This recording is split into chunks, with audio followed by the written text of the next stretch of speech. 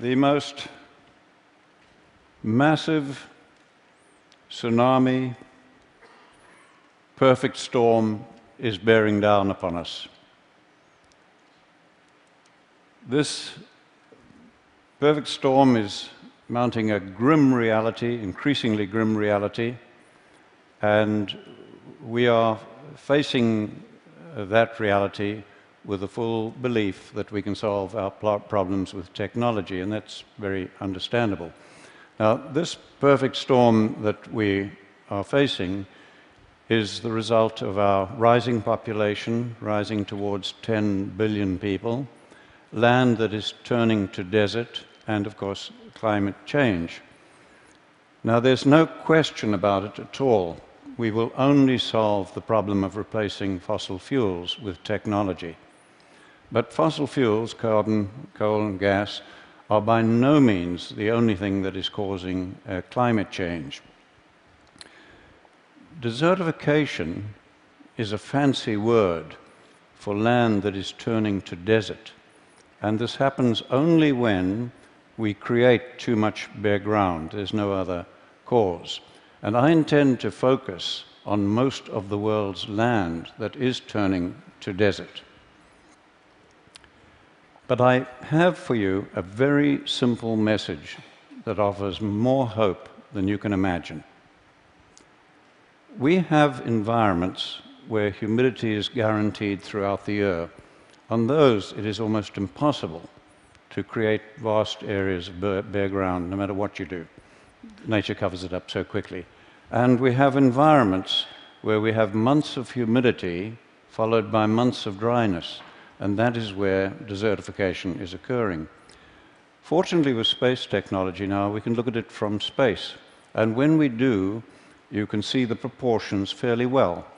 Generally, what you see in green is not desertifying, and what you see in brown is. And these are by far the greatest areas of the Earth. About 2/3, I would guess, of the world is desertifying. I took this picture in the Tehama Desert while 25 millimeters, that's an inch of rain, was falling. Think of it in terms of drums of water, each containing 200 liters. Over 1,000 drums of water fell on every hectare of that land that day. The next day, the land looked like this. Where had that water gone? Some of it ran off as flooding, but most of the water that soaked into the soil simply evaporated out again, exactly as it does in your garden if you leave the soil uncovered. Now, because the fate of water and carbon are tied to soil organic matter, when we damage soils, you give off carbon. Carbon goes back to the atmosphere. Now, you are told over and over, repeatedly, that desertification is only occurring in arid and semi-arid areas of the world, and that tall grasslands like this one, in high rainfall, are of no consequence. But if you do not look at grasslands, but look down into them, you find that most of the soil in that grassland that you've just seen is bare and covered with a crust of algae, leading to increased runoff and evaporation. That is the cancer of desertification that we do not recognize till its terminal form. Now, we know that desertification is caused by livestock, mostly cattle, sheep, and goats, overgrazing the plants, leaving the soil bare and giving off methane. Almost everybody knows this, from Nobel laureates to golf caddies, or was taught it, as I was. Now, the environments like you see here, dusty environments in Africa, where I grew up, and I loved wildlife, and so I grew up hating livestock because of the damage they were doing. And then my university education as an ecologist reinforced my beliefs. Well, I have news for you. We were once just as certain that the world was flat. We were wrong then, and we are wrong again. And I want to invite you now to come along on my journey of re-education, and discovery. When I was a young man, a young biologist in Africa, I was involved in setting aside marvelous areas as future national parks. Now, no sooner, this was in the 1950s, and no sooner did we remove the hunting, drum-beating people to protect the animals, then the land began to deteriorate, as you see in this park that we formed.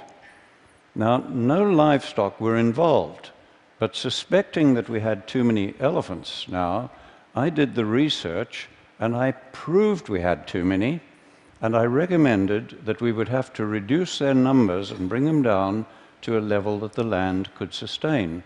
Now, that was a terrible decision for me to have to make, and it was political dynamite, frankly. So our government formed a team of experts to evaluate my research.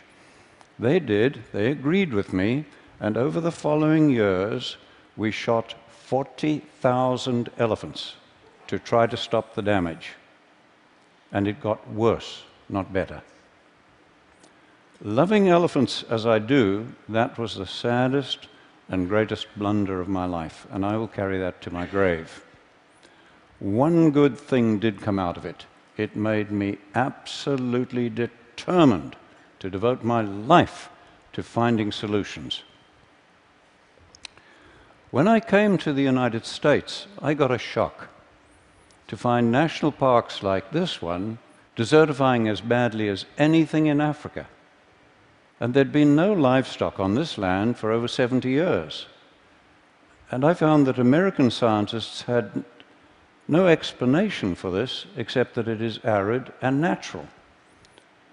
So I then began looking at all the research plots I could over the whole of the western United States where cattle had been removed to prove that it would stop desertification. But I found the opposite. As we see on this research station, where this grassland that was green in 1961, by 2002, had changed to that situation. And the authors of the position paper on climate change, from which I obtained these pictures, attribute this change to unknown processes. Clearly, we have never understood what is causing desertification, which has destroyed many civilizations and now threatens us globally. We have never understood it. Take 1 square meter of soil and make it bare, like this is down here, and I promise you, you will find it much colder at dawn and much hotter at midday than that same piece of ground if it's just covered with litter, plant litter. You have changed the microclimate. Now, by the time you are doing that and increasing greatly the percentage of bare ground on more than half the world's land, you are changing macroclimate. But we have just simply not understood why was it beginning to happen 10,000 years ago? Why has it accelerated lately? We had no understanding of that. What we had failed to understand was that these seasonal humidity environments of the world, the soil and the vegetation, developed with very large numbers of grazing animals. And that these grazing animals developed with ferocious pack-hunting predators. Now, the main defense against pack-hunting predators is to get into herds, and the larger the herd, the safer the individuals. Now, large herds dung and urinate all over their own food, and they have to keep moving. And it was that movement that prevented the overgrazing of plants, while the periodic trampling ensured good cover of the soil, as we see where a herd has passed.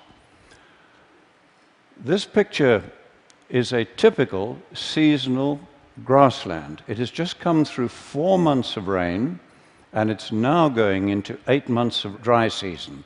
And watch the change as it goes into this long dry season.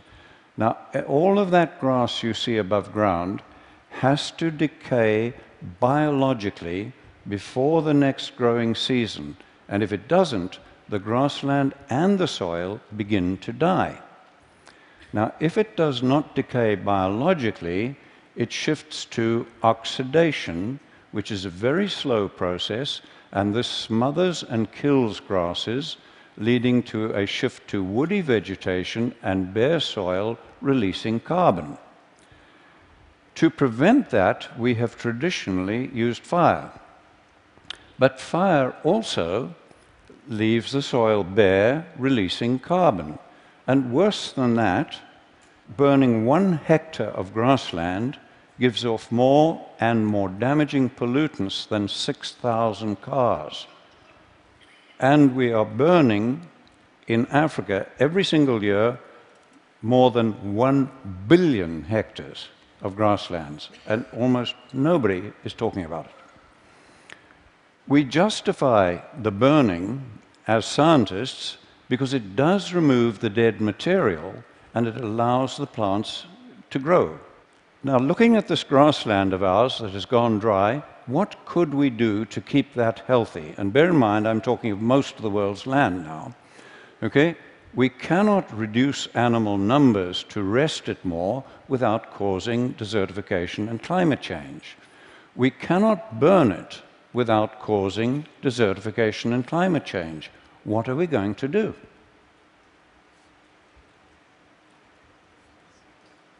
There is only one option. I repeat to you, only one option left to climatologists and scientists, and that is to do the unthinkable and to use livestock, bunched and moving, as a proxy for former herds and predators and mimic nature. There is no other alternative left to mankind. So let's do that. So on this bit of grassland, we'll do it, but just in the foreground. We'll impact it very heavily with cattle to mimic nature, and we've done so, and look at that. All of that grass is now covering the soil as dung, urine, and litter or mulch, as every one of the gardeners amongst you would understand, and that soil is ready to absorb and hold the rain, to store carbon, and to break down methane. And we did that without using fire to damage the soil, and the plants are free to grow. When I first realized that we had no option as scientists but to use much vilified livestock to address climate change and desertification, okay, I was faced with a real dilemma. How were we to do it? We'd had 10,000 years of extremely knowledgeable pastoralists bunching and moving their animals, but they had created the great man-made deserts of the world. Then we'd had 100 years of modern range science, and that had accelerated desertification, as we first discovered in Africa and then confirmed in the United States, and as you see in this picture of land managed by the federal government. Clearly more was needed than bunching and moving the animals, and humans, over thousands of years, had never been able to deal with nature's complexity. But we biologists and ecologists had never tackled anything as complex as this. So rather than reinvent the wheel, I began studying other professions to see if anybody had. And I found there were planning techniques that I could take and adapt to our biological need, and from those I developed what we call holistic management and planned grazing, a planning process. And that does address all of nature's complexity and our social, environmental, economic complexity. Today, we have young women like this one teaching villagers in Africa how to put their animals together into larger herds, plan their grazing to mimic nature, and where we have them hold their animals overnight, we run them in a predator-friendly manner, because we have a lot of lions and so on, and where they do this and hold them overnight to prepare the crop fields, we're getting very great increases in crop yield as well. Let's look at some results. This is land close to land that we manage in Zimbabwe. It has just come through 4 months of very good rains, it got that year, and it's going into the long dry season. But as you can see, all of that rain, almost all of it, has evaporated from the soil surface. Their river is dry despite the rain just having ended, okay? And we have 150,000 people on almost permanent food aid. Now let's go to our land nearby on the same day with the same rainfall and look at that. Our river is flowing and healthy and clean, it's fine. The production of grass, shrubs, trees, wildlife, everything is now more productive, and we have virtually no fear of dry years. And we did that by increasing the cattle and goats 400%, planning the grazing to mimic nature and integrate them with all the elephants, buffalo, giraffe, and other animals that we have. But before we began, our land looked like that. This site was bare and eroding for over 30 years, regardless of what rain we got. Okay? Watch the marked tree and see the change as we use livestock to mimic nature. This was another site where it had been bare and eroding, and at the base of the marked small tree, we had lost over 30 centimeters of soil. Okay? And again, watch the change just using livestock to mimic nature. And there are fallen trees in that now, because these are now, the better land is now attracting elephants, etc. This land in Mexico was in terrible condition, and I've had to mark the hill because the change is so profound.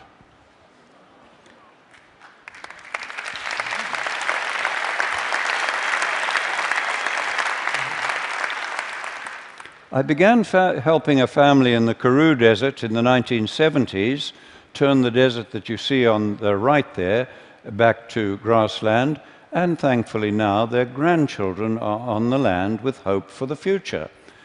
And look at the amazing change in this one, where that gully has completely healed using nothing but livestock mimicking nature, and once more we have the third generation of that family on that land with their flag still flying.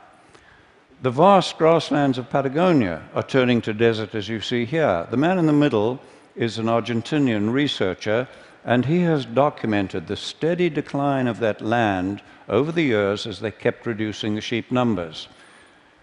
They put 25,000 sheep in one flock, really mimicking nature now, with planned grazing, okay, and they have documented a 50% increase in the production of the land in the first year. We now have in the violent Horn of Africa pastoralists planning their grazing to mimic nature and openly saying it is the only hope they have of saving their families and saving their culture. 95% of that land can only feed people from animals. I remind you that I am talking about most of the world's land here that controls our fate, including the most violent region of the world where only animals can feed people from about 95% of the land. What we are doing globally is causing climate change as much as, I believe, fossil fuels, and maybe more than fossil fuels. But worse than that, it is causing hunger, poverty, violence, social breakdown, and war. And as I am talking to you, millions of men, women, and children are suffering and dying. And if this continues, we are unlikely to be able to stop the climate changing even after we have eliminated the use of fossil fuels. I believe I've shown you how we can work with nature at very low cost to reverse all this. We are already doing so on about 15 million hectares on 5 continents. And people who understand far more about carbon than I do calculate that for illustrative purposes, if we do what I'm showing you here, we can take enough carbon out of the atmosphere and safely store it in the grassland soils for thousands of years. And if we just do that on about half the world's grasslands that I've shown you, we can take us back to pre-industrial levels while feeding people. I can think of almost nothing that offers more hope for our planet, for your children, and their children, and all of humanity. Thank you.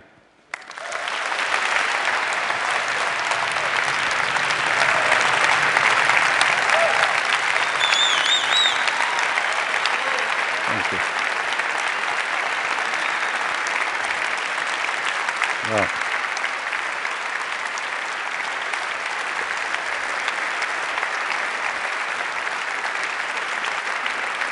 Thank you, Chris. Thank you. Thank you. I have, and I'm sure everyone here has, A, 100 questions, B, wants to hug you. I'm just going to ask you one quick question. When you first start this, and you bring in a flock of animals, it's desert, what do they eat? How does that part work? How do you start? Well, we've done this for a long time, and the only time we have ever had to provide any feed is doing mine reclamation, where it's 100% bare. But many years ago, we took the worst land in Zimbabwe, where I offered a £5 note in a 100-mile drive if somebody could find one grass in a 100-mile drive. And on that, we trebled the stocking rate, the number of animals, in the first year with no feeding, just by the movement, mimicking nature, and using a sigmoid curve, that principle. It's a little bit technical to explain here, but well, I would love to. Yeah. I mean, this is such an interesting and important idea. Yeah. The best people on our blog are going to come and talk to you and try and. I want to get more on this that we wonderful. Can share along with the talk. That is an astonishing talk, truly an astonishing talk, and I think you heard that we all are cheering you on your way. Thank you so much. Well, thank you all. Thank you all. Thank you, Chris.